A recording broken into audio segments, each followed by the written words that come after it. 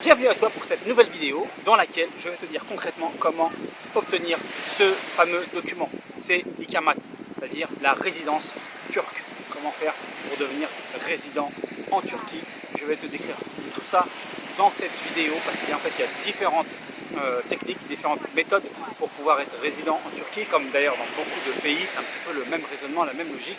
Eh bien, je vais te décrire dans cette vidéo les différentes façons, les particularités propres à la Turquie, parce que bien entendu, chaque pays ensuite va avoir ses principes, ses règles et ses lois, et je te décris tout ça dans cette vidéo.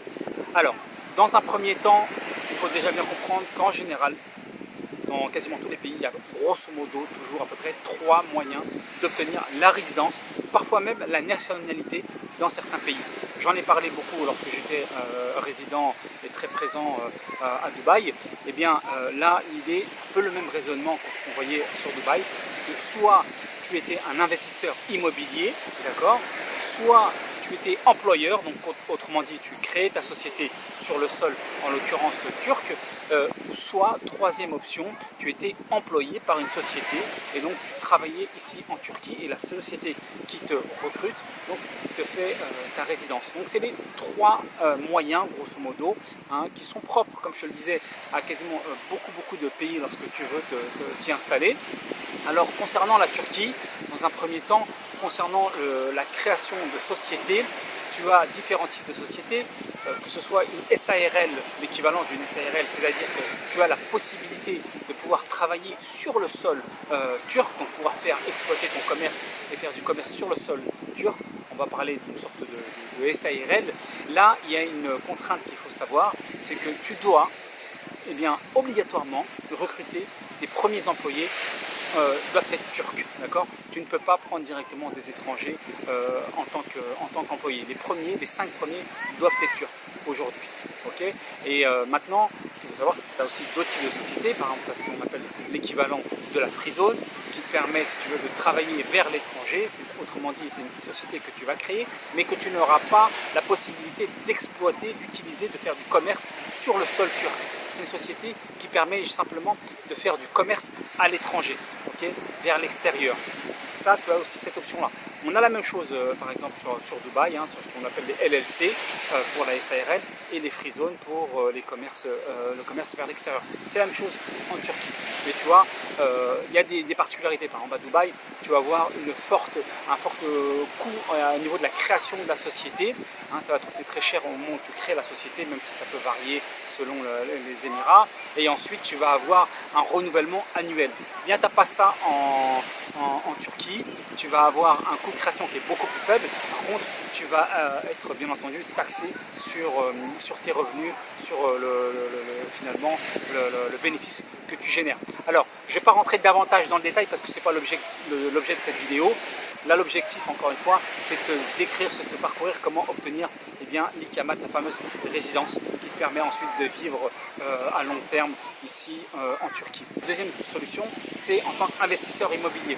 Si tu investis un certain montant, c'est-à-dire que tu achètes tout simplement des appartements, tu vas à un certain niveau de montant, alors ça peut être sur plusieurs appartements bien sûr, ensuite tu as la possibilité d'obtenir, même plus que la résidence, d'obtenir même la nationalité turque. Okay, alors par contre, on va t'imposer que ces appartements, tu ne puisses pas les revendre sur une certaine durée. Donc tu vas acheter ces appartements, tu vas bénéficier, donc ensuite tu vas pouvoir faire la demande pour obtenir la nationalité et ensuite tu vas devoir par contre garder ces appartements que tu as achetés, qui bien entendu il faut avoir des gros fonds pour pouvoir justement acheter ces appartements parce qu'il ne s'agit pas de les acheter à crédit. Okay, donc ça c'est la deuxième option. Et enfin la troisième solution, c'est un peu partout dans tous les pays du monde, c'est-à-dire pour pouvoir résider, c'est d'être recruté par une société. Alors il faut bien comprendre que en Turquie, si tu veux, c'est assez particulier. Certes, la vie des expatriés en Turquie est très agréable parce que tu as des conditions de vie, une qualité de vie qui est extrêmement agréable. On n'est qu'à quelques heures de l'Europe. Tu as des vols directs très fréquents, donc tout ça, il n'y a pas de souci. Tu as un grand niveau de qualité en termes de structure, hôpitaux, routiers, transports. Voilà. Donc ça, de ce côté-là, on est super bien. La vie coûte beaucoup moins cher. Mais ce qu'il faut savoir, c'est que les salaires forcément sont moins chers puisqu'ils sont adaptés par rapport au coût de la vie. Alors si tu viens avec un contrat étranger parce que tu es envoyé par une société étrangère, ou si tu as réussi à négocier un super contrat parce que c'est une demande, il y a par exemple un profil qui n'existe pas sur place, bien sûr tu peux avoir de super conditions aussi de vie du coup, parce que tu vas avoir un salaire qui est très élevé. Okay, mais voilà, je précise bien que comme eh bien, la vie coûte moins cher, eh bien, les salaires de manière générale seront moins élevés. Ce qu'il faut bien comprendre aussi, c'est que la Turquie, voilà, c'est très, on dirait, les nationaux, voilà, vont être naturellement favorisés en termes d'emploi. Et donc du coup, il va falloir vraiment être dans des niches où, voilà, où les Turcs, les locaux ne sont pas présents. Et donc du coup, pour pouvoir avoir une valeur ajoutée et pouvoir espérer décrocher un job ici en Turquie. Un exemple que je donne souvent, par exemple, c'est les langues. Les Turcs ne sont pas très anglophones, par exemple, et tout ce qui va être des postes où va falloir parler plusieurs langues, et bien là, il y a une carte à jouer, que ce soit le français, que ce soit l'anglais, que ce soit d'autres langues, il y a vraiment une carte à jouer, parce que la très grande majorité des Turcs n'ont pas, voilà, ou parlent très très peu, par exemple, l'anglais. Okay, donc ça, par exemple, ça c'est un gros plus au niveau de la langue. Et ensuite, chacun sur son domaine, ça peut être en fonction du besoin local. Alors moi, ce que je recommande à chaque fois, parce que souvent on me demande, oui, tel métier, est-ce qu'on recrute ou pas? Je ne sais pas.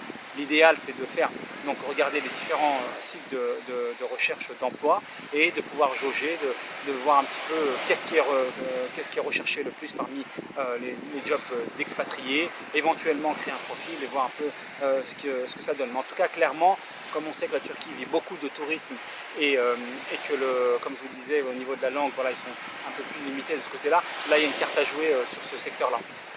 Donc voilà, je vous ai un petit peu rapidement donné les 3 moyens pour obtenir la résidence, l'ikamat comme on dit ici en Turquie.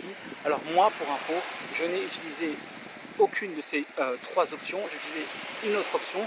Si vous me suivez, je suis un spécialiste de jamais faire comme tout le monde, d'essayer toujours d'apporter ma petite touche d'originalité. C'est ce que j'avais fait notamment à Dubaï. Je vous en ai beaucoup parlé, par exemple à Dubaï, la création de société coûte cher. Et moi j'avais trouvé un moyen de pouvoir lancer mon business, de pouvoir tester mon business sans créer de société, le temps de valider mon concept. Et une fois que mon concept a été validé, bien sûr, ensuite j'ai créé de sociétés aussi à Dubaï, j'en ai même créé 3 exactement. Okay, donc toujours, moi ce que je recherche, ce qui m'intéresse, c'est d'essayer de voir un petit peu les petites failles dans un système ou de voir les petites ouvertures sur lesquelles on peut rentrer, on peut s'introduire, je dirais, pour que ça nous permette, si vous voulez, de tester, de valider et voilà, de pouvoir s'assurer que ça nous convient. C'est ce que j'ai fait à Dubaï et c'est ce que j'ai fait également en Turquie. Je t'en parle justement, j'ai fait une formation pour pouvoir vous aider à vous expatrier, que ce soit en Turquie, que ce soit à Dubaï ou que ce soit même dans d'autres pays pour créer des sociétés même à l'étranger et pouvoir avoir une fiscalité étrangère. J'en ai fait une formation et tu peux accéder aux premiers épisodes en t'inscrivant sur le lien que tu trouveras dans la description de cette vidéo. Tout simplement, tu t'inscris, tu donnes ton email, tu reçois les premières vidéos gratuitement pour te donner justement ces astuces pour pouvoir t'expatrier. Encore une fois, je te partage à travers cette formation l'ensemble. Bien sûr, la Turquie, comment j'ai fait pour obtenir l'ikamat, comment je gère au quotidien donc, ma vie, que ce soit au niveau des papiers, parce que moi je suis en famille, j'ai 3 enfants, on est installé, que ce soit pour voyager, que ce soit tous les services, tout justement les petites erreurs ou les petits surcoûts qu'il ne faut pas, qui sont inutiles ou qu'il faut savoir, parce que bien entendu, moi j'ai été amené à prendre parfois à faire des choix parce que je ne savais pas forcément, qui m'ont coûté cher et qu'ensuite par la suite je me suis rendu compte que j'aurais pu économiser 500 € par-ci, 600 € par-là, 300 € par-ci. Et bien tout ça, et bien, je te le résume au travers de ma formation.